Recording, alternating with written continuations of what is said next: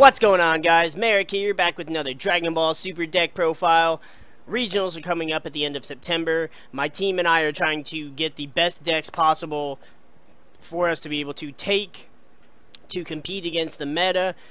And one of the decks my teammate is considering taking is Buuhan, but it's not Buuhan with the Buu leader. It's not the SSJ3 leader. It is the Ultimate Box Vegeta leader.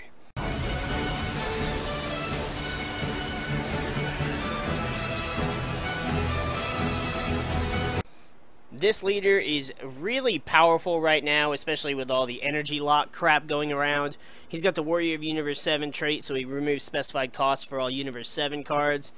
When he attacks a leader card, if you have a Universe 7 in your energy area, you get to draw a card and gains 5,000 power for the duration of the turn. So he becomes a 15,000 for free, which is not bad at all. And he gets to untap 2 when he awakens into Explosive Power Vegeta. He retains that Warrior of Universe 7 trait, and his permanent says, during your turn, if you have 3 or more Universe 7 in your energy, he gains 5,000 power. That ability we don't really care about at all. It is his auto ability that is what makes this leader so busted. When this card attacks, draw 1 card. You may choose up to 1 of your energy and add it to your hand. If you choose to add a card from your energy area to your hand, choose up to 1 card in your hand and add it to your energy. So not only does it allow you essentially a free untap, but it also gives you an extra card pool for you to play around. It's basically like having a second hand that you can choose any card from whenever you need it. So a lot of times with Buuhan, charging that Awakening Evil Majin Buu, or even the Ultimate Evil Majin Buu, is a solid play for this deck, since you can just add it to your hand at any time. You get a free energy untap.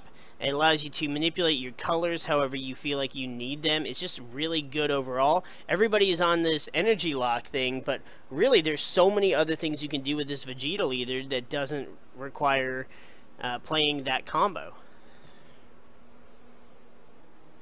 The first card in the deck is 4 Intensifying Power Trunks. He's a 1 cost, 5,000 power.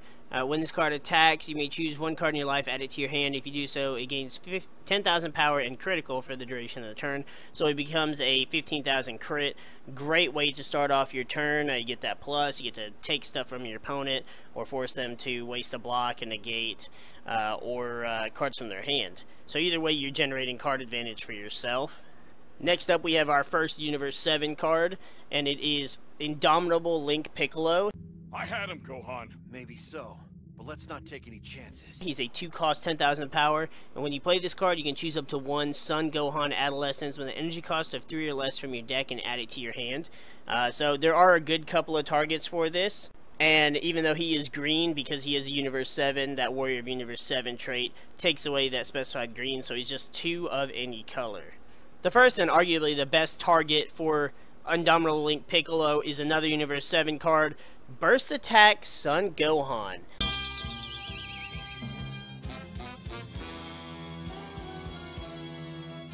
Easily the best promo from the Tournament Pack 4 series. He's a 3 cost, 15,000 with critical. When this card attacks, if you have 4 or less cards in your hand, draw 2 cards. That ability is just disgusting, and the fact that you can just drop this guy so easily in this deck, it makes it even worse. It makes him a perfect Buuhan target as well for Grand Evil Absorption, because you get 2 critical attacks, you get twice the chances to combo with your Trunks, your Senzu Beans, whatever, to untap more energy, and then attack again to get another draw too. It's really a gross, and it's just it's a good combo, to be honest. And these Burst Attack Gohans have gotten stupid expensive since their release as well. The foils are like 25 to 27 a piece, which is disgusting. Up next, we have another target for the Indomitable Piccolo. We run 3 Virtuous Strength Gohan. He's a 3-cost 15,000 that just came out of the Ultimate box. His permanent says if your leader card is red, this card can attack battle cards that are in active mode. That doesn't really matter. Our leader is blue, but we don't have him in here for the effect. We have him in here for his auto. This says during your turn, when this card KOs an opponent's battle card, inflict 1 damage to your opponent. Basically, this gives you a searchable option for some burn damage for your Buuhan, in case you don't draw into a miraculous comeback Ultimate Gohan. Then this is another option you can search for to do a little bit of burn damage. And Grand Evil Absorption Buu can attack active battle cards anyways. So this is a slightly less potent strategy than Miraculous Comeback, but this is also a searchable strategy as well. Then, speaking of Miraculous Comeback, we run 2 Ultimate Gohan.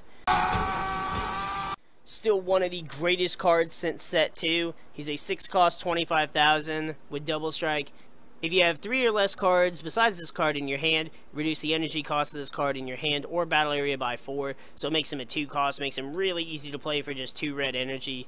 And when this card KOs your opponent's battle card, you inflict 2 damage. So this is a better finisher than the Virtuous Strength Gohan. However, with the speed of the meta and with how much self-inflicted damage each player is doing to themselves with all these storm decks and all the aggro decks, this Gohan is not as necessary because it's still getting to attack twice, getting 2 KOs, and getting that extra burn damage off is still very viable for a finishing for your finishing combo.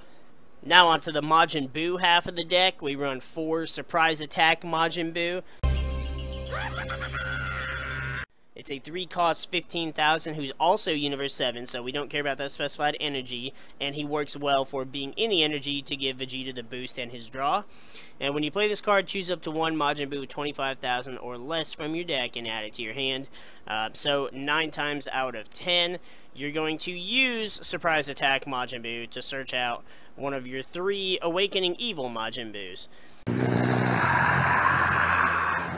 Now, the reason we run 3 of him is because he's searchable by that Majin Buu, and if you draw one, you can charge it to your energy and get it back anytime with the leader's Awakened ability.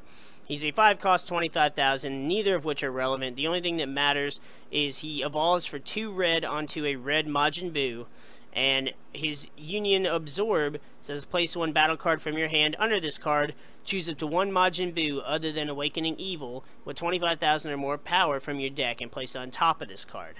This is where all those Gohans come in. You're going to place one of the 3, or rather one of the 9 Gohans underneath the Awakening Evil Majin Buu to go ahead and absorb him into Grand Evil Absorption Majin Buu. However, there is one other card that you would also want to put under Awakening Evil Majin Buu, and that is Majin Buu, Dawn of the Rampage.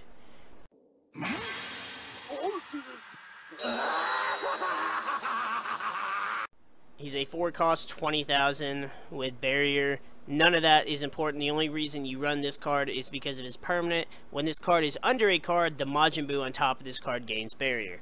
So what you do is you activate Awakening Evil Majin Buu's ability to Union Absorb, and you place Dawn of the Rampage underneath him, and then you fail to find a target.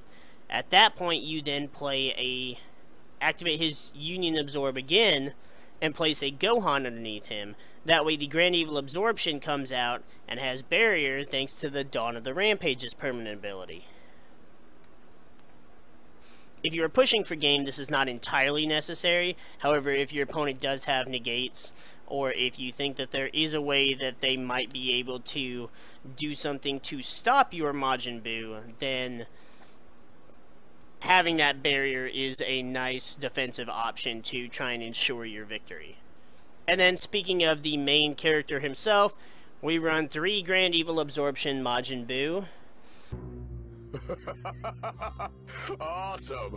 I have way more power than I did before. Now he's a 7 cost 30,000, which doesn't matter. He's got evolve for 3 red and 3 others, still does not matter. You are never going to evolve him, and it'd be pretty terrible if you did. You're only going to play him via Awakening Evil's Union Absorb. He has dual attack, and once per turn, choose one Son Gohan under this card, and for the duration of the turn, this card can attack battle cards in active mode and gains all the skills of the chosen card. So if you choose the crit Gohan, he gains crit, he gets 2 attacks because he has dual attack, he gets to draw 2 cards, both attacks if you have 4 or less. It's just, overall, it's a great card. He gets to burn for 2 every time he KOs a card with Miraculous Comeback, or 1 with the other 3 drop Gohan as well. Grand Evil Absorption is just one of the best Buu cards that there are. However, it is good to have a secondary option, to have a plan B, another strategy, and that is Majin Buu full of energy.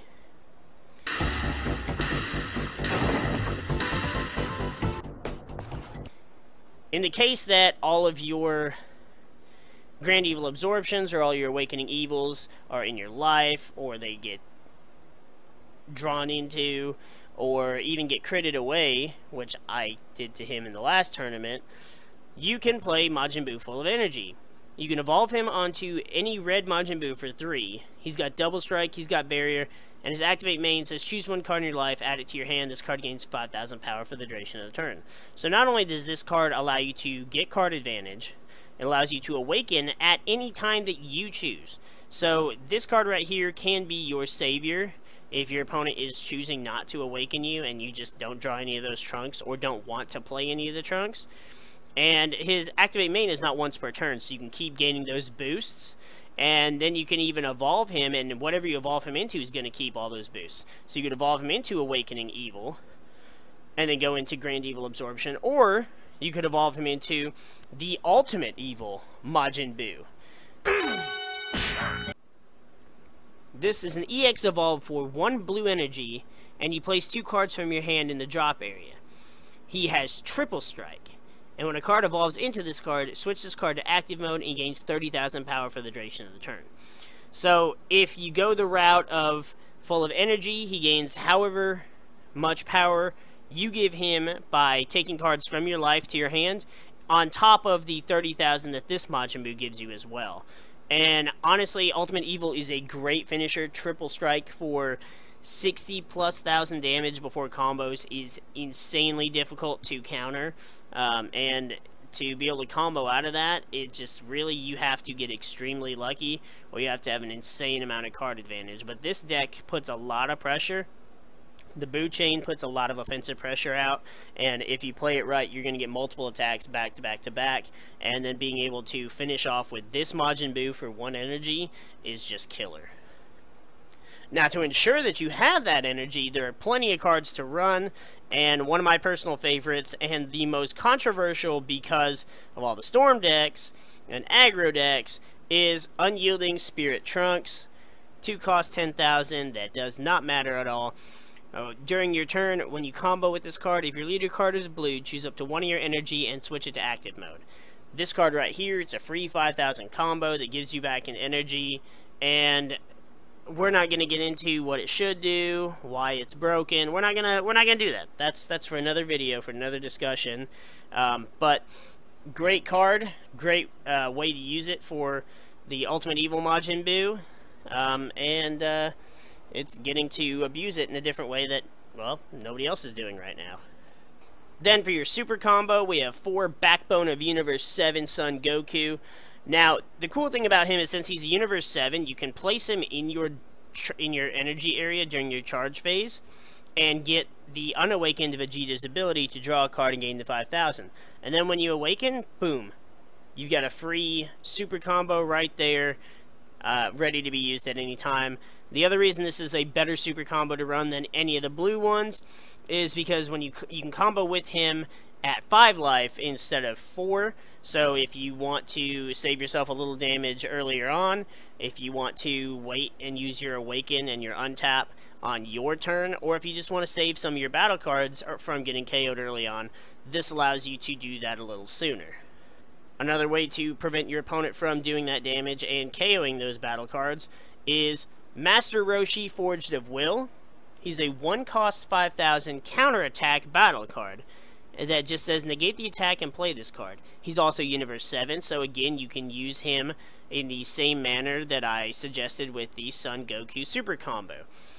This leader just allows you to have so much flexibility with your cards, and essentially you just get to choose which cards you want to set aside for use later on.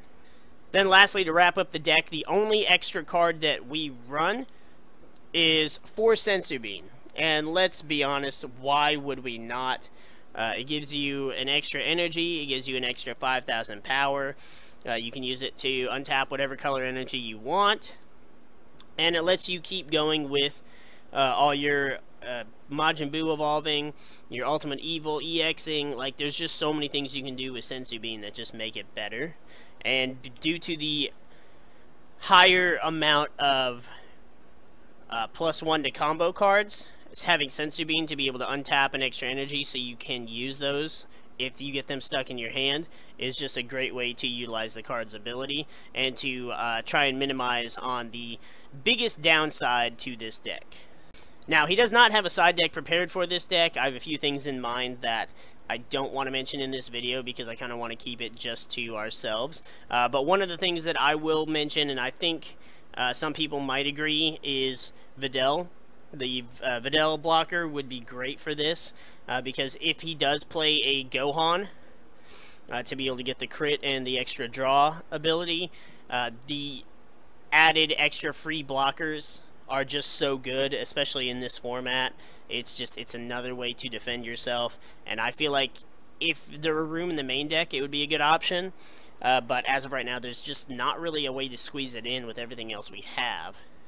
Other than that, this deck could use some Overrealm, but I am not sure which Overrealm. He's grown pretty fond of the discarding ones and the crit ones, but other than that, not a lot of the Overrealm stuff really helps this deck out in particular. So if you guys have any suggestions for side deck options, that would be great for us to test out. We only have until the end of the month to be able to get some last minute playtesting and deck building in, and then once it hits the end of the month, we've got that regional and we're going all in with whatever we got. But that's going to do it for this deck profile. I don't remember what his matchups were that day. We actually had to take the last week off from playing in tournaments due to some personal stuff going on in his life and in my life. So it's been a couple weeks since he played this deck, and I'm not quite sure what he went up against, but he did feel that the deck needed a little bit of work, and we made a couple of tweaks before doing this video. Due to some better options we went with after the tournament, did a little bit of playtesting with, but I think the deck's pretty good the way it is. I think it could be a little better if we could figure out some other ways to add a little extra defense if we needed to. The Storm decks do hit pretty hard, but I remember specifically if he had not made there was one misplay he made against a Storm player that cost him the game, and even the player admitted that he would have won if he had done it a different way. I don't remember what the combo was. I'm sure he'll see this video and he'll probably comment it down below if he remembers it, but the deck is really fun, it works really well, and this is one of the options he's considering taking to the regional. So any advice or any thoughts you guys may have would be appreciated for us to get this deck as best built as we can before that regional comes. But if you guys enjoyed this video, if you like the deck idea, the concept, let us know in the comments below. Hit that like button for us. You know, we appreciate the support. We appreciate all of our subscribers as well. We're coming up there almost 1,100 now, and I know content has been slacking a little bit. There's been a lot going on in my life outside of content creation, and I really want to get back into it. I've been doing a lot this past week to get everything going, new scheduling.